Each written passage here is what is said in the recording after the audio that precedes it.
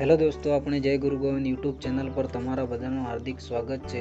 મારા જેટલા બી ભાઈઓ અને બહેનો જે આદિવાસી સમાજના છે તેમને બધાને તહે દિલથી જય જવાહર, જય આદિવાસી, જય ગુરુ ગોવિંદ। દોસ્તો, આપણે આ નાનકડા વિડીયો દ્વારા સમજશું કે જે આદિવાસી શબ્દ છે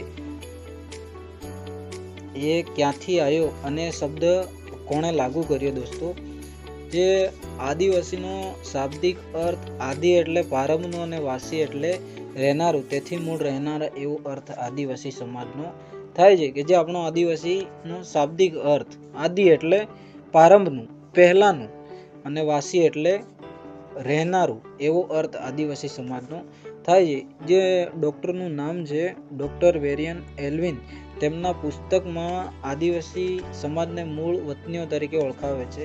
બેન્સ તેમને જંગલના લોકો તરીકે પણ ઓળખાવે છે। આપણા મોટા ભાગના લોકો જે આદિવાસી આપણા સમાજના છીએ, આપણે જંગલમાં પહાડી વિસ્તારમાં રહીએ છીએ, એટલે આપણને જંગલના લોકો તરીકે પણ એ ઓળખાવે છે। આદિમ જાતિ તરીકે પણ ઓળખાવે છે। તેનો અર્થ એ થાય છે કે આદિવાસી ભારતના મૂળ માલિક છે। આપણને કહેવાય ને કે ભારતના મૂળ માલિક આદિવાસી આપણે છીએ। આપણને ગર્વ થવો જોઈએ કે યાર આપણે આદિવાસી ભારતના મૂળ માલિક છીએ। આદિવાસી સમાજને ભૂમિપૂજન તરીકે પણ ગણાવે છે, કેમ કે આપણે કોઈ બી નાનો મોટો અવસર કર્યા પહેલ આપણે ભૂમિનું પૂજન કરતા હોઈએ છીએ, પછી આપણે આગળનું કામ કરતા હોઈએ છીએ, એટલે આપણને ભૂમિપૂજન તરીકે પણ ઓળખાવે છે।